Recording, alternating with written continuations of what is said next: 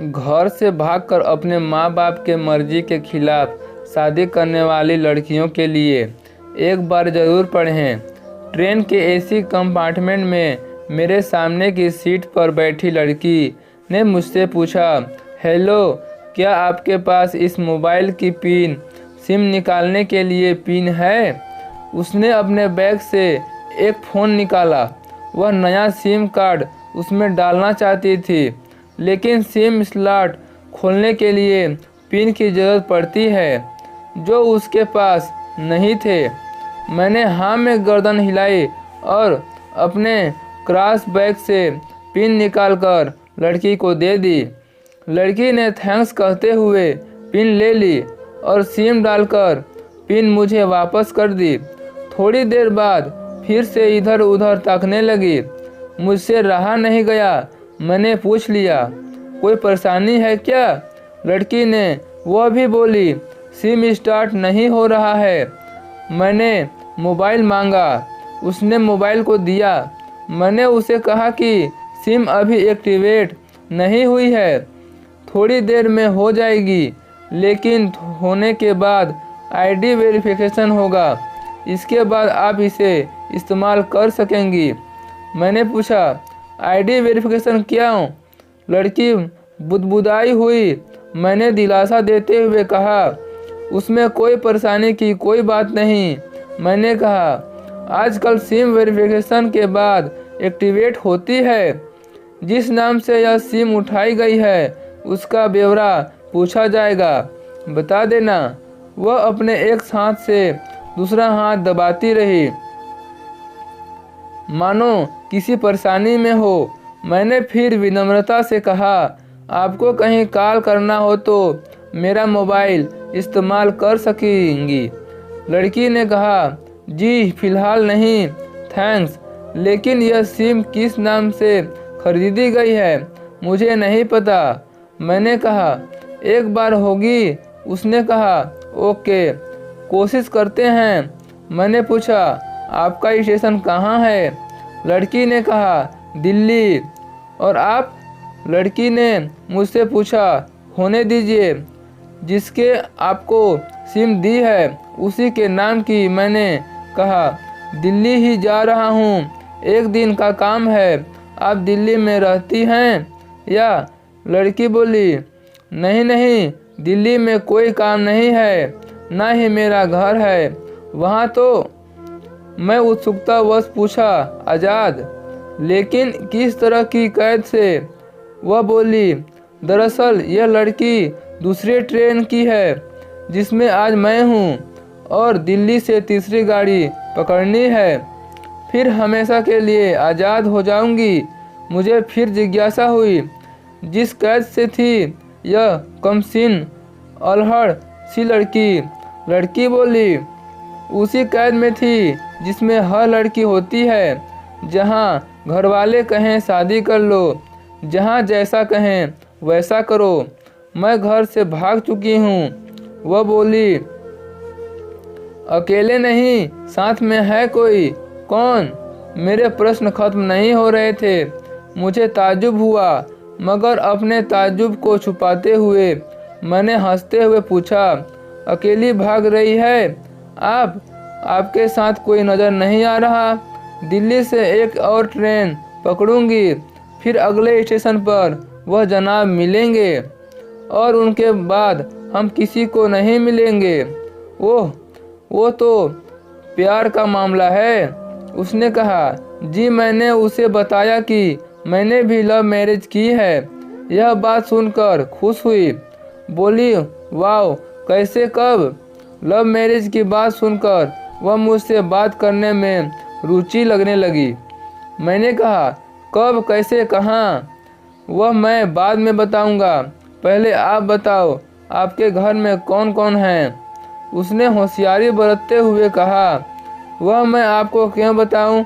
मेरे घर में कोई भी हो सकता है, मेरे पापा, माँ, भाई बहन, या तो हो सकता है भाई हो, सिर्फ बहनें हो, या ये भी हो सकता है कि बहनें ना हो और दो चार गुस्सा करने वाले बड़े भाई हो।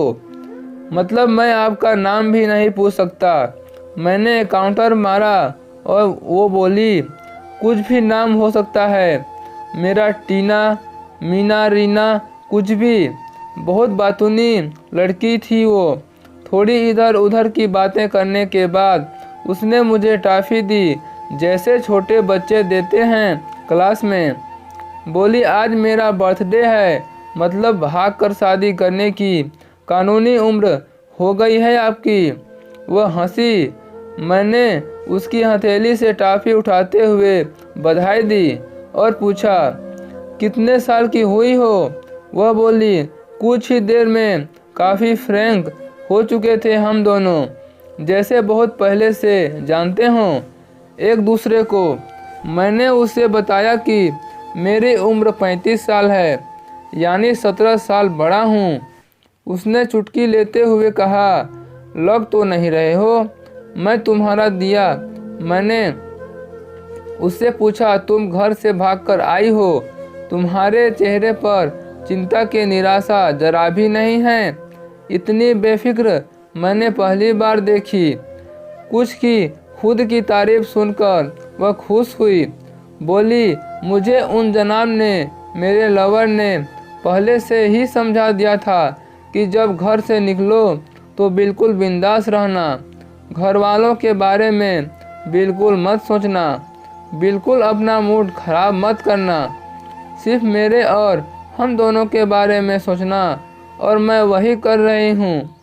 मैंने फिर चुटकी ली और कहा, उसने तुम्हें मुझ जैसे अनजान मुसाफिरों से दूर रहने की सलाह नहीं दी? उसने हंसकर जवाब दिया, नहीं, शायद वह भूल गया। दोनों ये बताना। मैंने उसके प्रेमी की तारीफ करते हुए कहा, वैसे तुम्हारा बॉयफ्रेंड काफ़ी टैलेंटेड है। उसने किस तरह से तुम्हें अकेले घर से रवाना किया, नई सिम और मोबाइल दिया, 3 ट्रेन बदलवाई ताकि कोई ट्रेन ना कर सके।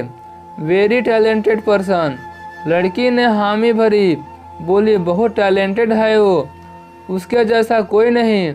मैंने उसे बताया कि मेरी शादी को 10 साल हुए हैं, एक बेटी है और 8 साल की है, और एक बेटा जो कि 1 साल का है। देखो उनकी तस्वीर। मेरे फ़ोन पर बच्चों की तस्वीर देखकर उसके मुंह से निकल गया, सो क्यूट। मैंने उसे बताया कि यह सब पैदा हुई तब मैं कुवैत में था, एक पेट्रोल कंपनी में बहुत अच्छी जॉब में थी मेरी, बहुत अच्छी सैलरी भी थी। फिर कुछ महीनों बाद मैंने वह जॉब छोड़ दी और अपने ही कस्बे में काम करने लगा। लड़की ने पूछा, जॉब क्यों छोड़ी? लड़की ने कहा, मेरी इम्प्रेसिव। मैं मुस्कुराकर खिड़की की तरफ देखने लगा। मैंने कहा, बच्ची को पहली बार गोद में उठाया तो ऐसा लगा जैसे मेरी दुनिया मेरे हाथों में है। 30 दिन की छुट्टी पर घर आया था, वापस जाना था लेकिन जा ना सका। इधर बच्ची का बचपन खर्च होता रहे, उधर मैं पूरी दुनिया कमा लूं, तब भी घाटे का सौदा है।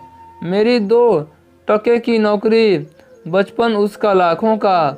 उसने पूछा, क्या बीवी बच्चों को साथ नहीं ले जा सकते थे वहाँ? मैंने कहा, काफ़ी टेक्निकल मामलों से गुजरकर एक लंबे समय के बाद रह सकते हैं। उस वक्त में मुमकिन नहीं था। मुझे दोनों में से एक को चुनना था, आलीशान रहन सहन के साथ नौकरी या परिवार। मैंने परिवार चुना। अपनी बेटी को बड़ा होते देखने के लिए मैं कुवैत वापस आ गया, लेकिन अपना इस्तीफ़ा देकर लौट आया। लड़की ने पूछा, अच्छा, आपने तो लव मैरिज की थी, फिर आप भागकर कहाँ गए? कैसे रहे और कैसे गुजारा हो वक्त? उसके हर सवाल और हर बात में मुझे महसूस हो रहा था कि यह लड़की लड़कपन के शिखर पर है, बिल्कुल नासमझ और मासूम छोटी बहन सी। मैंने उसे बताया कि हमने लगातार शादी नहीं की, भागकर शादी नहीं की, और न ही वे भी की। उसके पापा ने मुझे पहली नज़र में सख्ती से रिजेक्ट कर दिया था। उन्होंने आपको रिजेक्ट क्यों किया? लड़की ने पूछा। मैंने कहा, रिजेक्ट करने का कुछ भी कारण हो सकता है।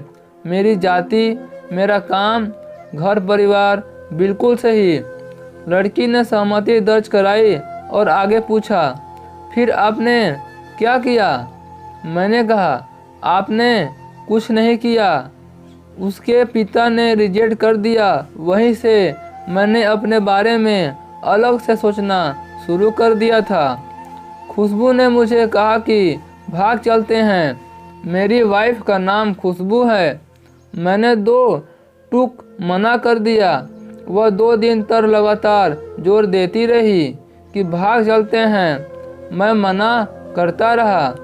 मैंने उसे समझाया कि भागने वाले जोड़े में लड़के की इज्जत पर कोई खास फर्क नहीं पड़ता, जबकि लड़की के पूरे कुल की इज्जत धुल जाती है और भागने वाला लड़का उसके दोनों दोस्तों में हीरो माना जाता है।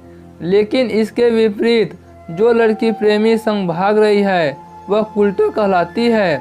मोहल्ले के लड़के उसे चालू कहते हैं। बुराइयों के तमाम शब्दकोश लड़की के लिए इस्तेमाल किए जाते हैं। भागने वाली लड़की आगे चलकर 60 साल की वृद्धा भी हो जाएगी, तब भी जवानी में किए हुए उस कांड का कलंक उसके माथे पर से नहीं निपट पाएगा। मैं मानता हूँ कि लड़का लड़की तो तोड़ने का ये दोहरा मापदंड गलत है, लेकिन हमारे समाज में तो यही है। यह नज़रिया गलत है, मगर सामाजिक नज़रिया यही है। वह अपने नीचे का होंठ दांतों तले पीसते हुए लगी। उसने पानी की बोतल का ढक्कन खोलकर एक घूंट पिया। मैंने कहा, अगर मैं उस दिन उसे भगा कर ले जाता तो उसकी माँ तो शायद कई दिनों तक पानी भी ना पीती। इसलिए मेरी हिम्मत ना हुई कि ऐसा काम करूं। मैं जिससे प्रेम करूं उसके माँ बाप मेरे माँ बाप के समान ही हैं, चाहे शादी हो या ना हो। कुछ पल के लिए वह सोच में पड़ गई, लेकिन मेरे बारे में और अधिक जानना चाहती थी। उसने पूछा, फिर आपकी शादी कैसे हुई? मैंने बताया कि खुशबू की सगाई कहीं और कर दी गई थी। धीरे धीरे सब कुछ नॉर्मल होने लगा था। खुशबू और उसके मंगेतर की बातें भी होने लगी थी फ़ोन पर। लेकिन जैसे जैसे शादी नज़दीक आने लगी, उस लोगों की डिमांड बढ़ने लगी। डिमांड का मतलब? लड़की ने पूछा। डिमांड का एक ही मतलब होता है, लड़की की डिमांड, दहेज की डिमांड। लड़की परिवार में सबको सोने से बने तोहफे दो, दूल्हे को लग्जरी कार चाहिए, सास और ननद को ले नेकलेस दो वगैरह। बोले, हमारे यहाँ की रीत है। लड़का भी इस रीत की अदायगी का पक्षधर था। वह सगाई मैंने तुड़वा डाली, इसलिए नहीं कि सिर्फ मेरी शादी उससे हो जाए, बल्कि ऐसे लालची लोगों में खुशबू कभी खुश नहीं रह सकती थी, न उसका परिवार। फिर किसी तरह घर वालों को समझाए बुझाकर मैंने फ्रंट पर आ गया और हमारी शादी हो गई। यह सब किस्मत की बात थी। लड़की बोली, चलो अच्छा हुआ आप मिल गए, वरना वह गलत लोगों के फंस जाती। मैंने कहा, जरूरी नहीं कि माता पिता का फैसला हमेशा सही हो, और ये भी जरूरी नहीं कि प्रेमी जोड़े की पसंद सही हो। दोनों में से कोई भी गलत या सही हो सकता है। काम की बात यहाँ यह है कि कोई ज़्यादा वफादार है। लड़की ने फिर से पानी का घूंट लिया और मैंने भी लड़की की तरफ दिया कि हमारा फैसला गलत हो जाए तो कोई बात नहीं, उन्हें गलानी नहीं होनी चाहिए। मैंने कहा, फैसला ऐसा तो जो दोनों का हो, बच्चों का और माता पिता दोनों की सहमति, वह सबसे सही है। बुरा मत मानना।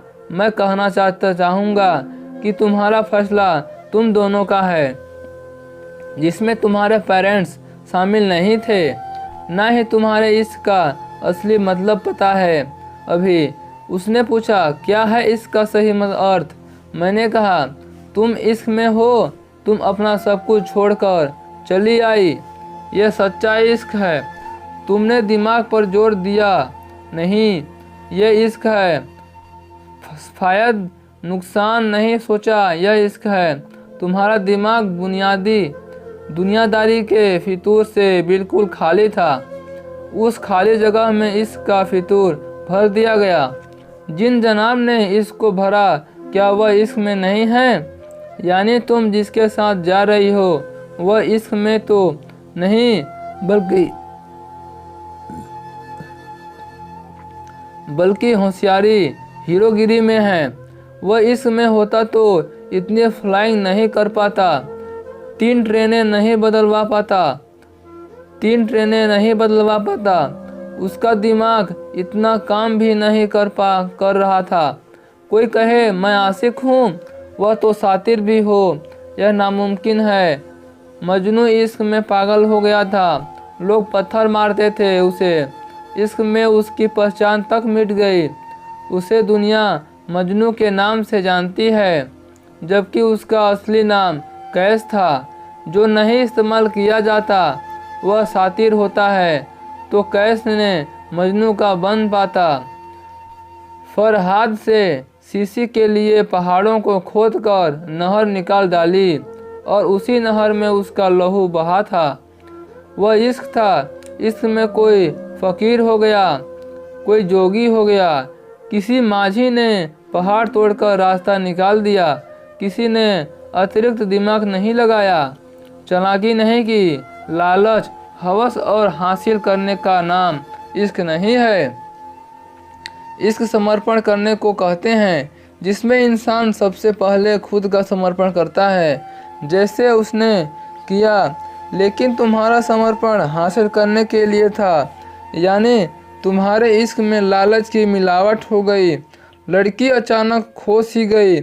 उसकी खिलखिलाहट और खिलंदड़ापन एकदम से खामोशी में बदल गया। मुझे लगा मैं कुछ ज़्यादा बोल गया, फिर भी मैंने जारी रखा। मैंने कहा, प्यार तुम्हारे पापा तुमसे करते हैं। कुछ दिनों बाद उनका वजन आधा हो जाएगा। तुम्हारी माँ कई दिनों तक खाना नहीं खाएगी, ना पानी पिएगी, जबकि आपको अपने आशिक को आजमा कर देख लेना चाहिए था। ना तो उसकी सेहत पर फर्क पड़ता और ना दिमाग पर। वह अक्लमंद है, अपने लिए अच्छा सोच लेता। आजकल गली मोहल्ले के हर तीसरे लौंडे लपाटे को जो इश्क हो जाता है, वह इश्क नहीं है, वह सिनेमा जैसा कुछ है।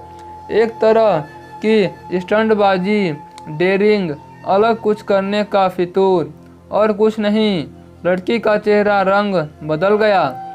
ऐसा लग रहा था वह अब यहाँ नहीं है। उसका दिमाग किसी अतीत में टहलने निकल गया है। मैं अपने फ़ोन को स्क्रॉल करने लगा, लेकिन मन की इंद्री उसकी तरफ थी। थोड़ी ही देर में उसका और मेरा स्टेशन आ गया। बात कहाँ से निकली थी और कहाँ पहुँच गई। उसके मोबाइल पर मैसेज टोन बजी। देखा, सिम एक्टिवेट हो चुकी थी। उसने चुपचाप बैग में से आगे का टिकट निकाला और फाड़ दिया। मुझे कहा एक कॉल करना है। मैंने मोबाइल दिया। उसने नंबर डाल करके कहा, सॉरी पापा। मैं सिसक कर रोने लगी। सामने से पिता भी फ़ोन पर बेटी को संभालने की कोशिश करने लगे। उसने कहा, पिताजी आज बिल्कुल चिंता मत कीजिए, मैं घर आ रही हूँ। दोनों तरफ से भावनाओं का सागर उमड़ पड़ा। हम ट्रेन से उतरे। उसने फिर से पिन मांगी। मैंने पिन दी। उसने मोबाइल से सिम निकालकर तोड़ दी और पिन मुझे वापस कर दिया। तो दोस्तों, आपको इस कहानी से क्या शिक्षा मिलती है, कमेंट बॉक्स में ज़रूर बताइएगा। और चैनल पर पहली बार आए हैं तो चैनल को लाइक शेयर सब्सक्राइब जरूर कीजिएगा। फिर मिलते हैं एक नए इंटरेस्टिंग स्टोरी के साथ।